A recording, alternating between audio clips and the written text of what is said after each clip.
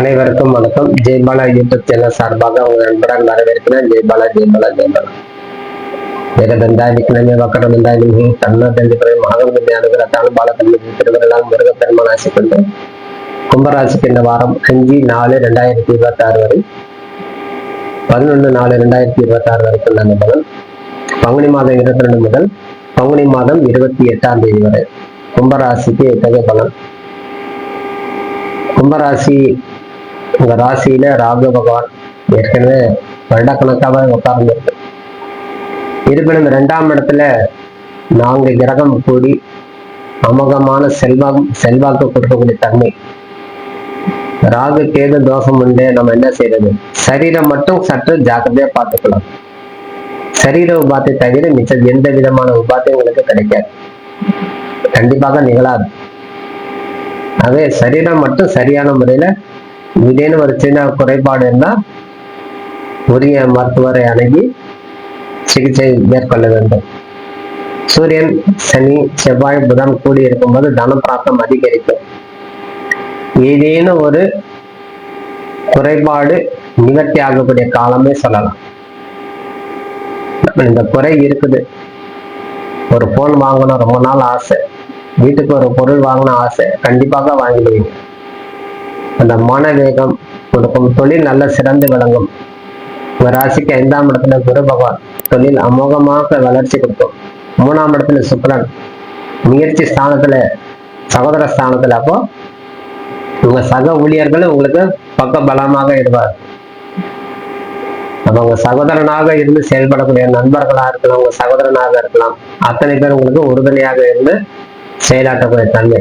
அதனால உங்களுக்கு தன பிராப்தம் கிடைக்கும், சொர்ண பிராப்தம் கிடைக்கும்.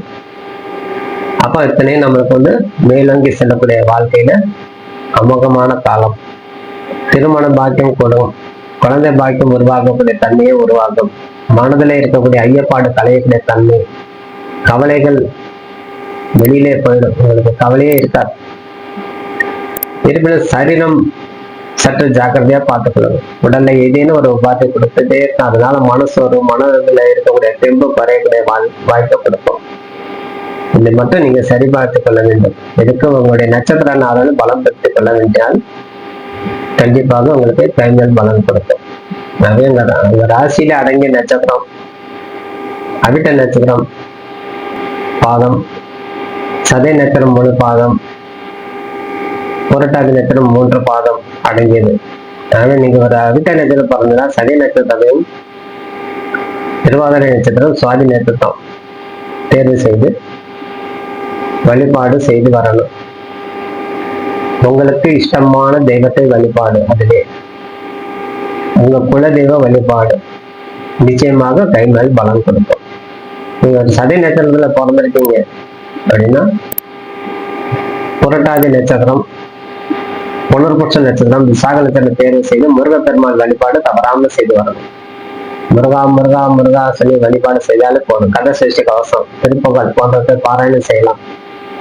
எனக்கு பாராயணம் செய்துள்ள ஒரு முருகா, இதில் ஒரு முருகா ஆலயத்துல போய் தவறாம வழிபாடு செய்து வரும்போது உங்களுக்கு கைகள் பலன் கொடுக்கும்.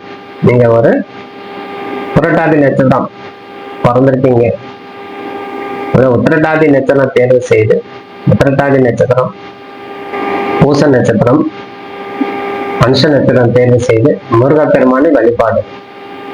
பூஷ நட்சத்திரம் அன்னைக்கு போய் முருகப்பெருமான் வழிபாடு செய்யணும். உங்க ராசிக்கு 6வது ராசியில அடங்கியது நட்சத்திரம் புனர்பூசம், பூசம். அதே உங்க நட்சத்திரமே குருவுடைய நட்சத்திரம், புனர்பூசமே குருவுடைய நட்சத்திரம், பூச நட்சத்திரம் சனியுடைய நட்சத்திரம். ஆகவே சனி பகவானுக்கும் முருகப்பெருமான் தவறாம பூஜை செய்து வரும்போது உங்களுக்கு கைமேல் பலன் கொடுக்கும். எந்த விதமான மனதில் இருக்கக்கூடிய விஷயங்கள் பிறர்கிட்ட கலந்து ஆலோசிக்காமல் இருப்பது இந்த வாரத்தில் உங்களுக்கு சிறந்ததுன்னு சொல்லி விடைபெறுகிறேன். நன்றி, வணக்கம். ஜெய்பாலா.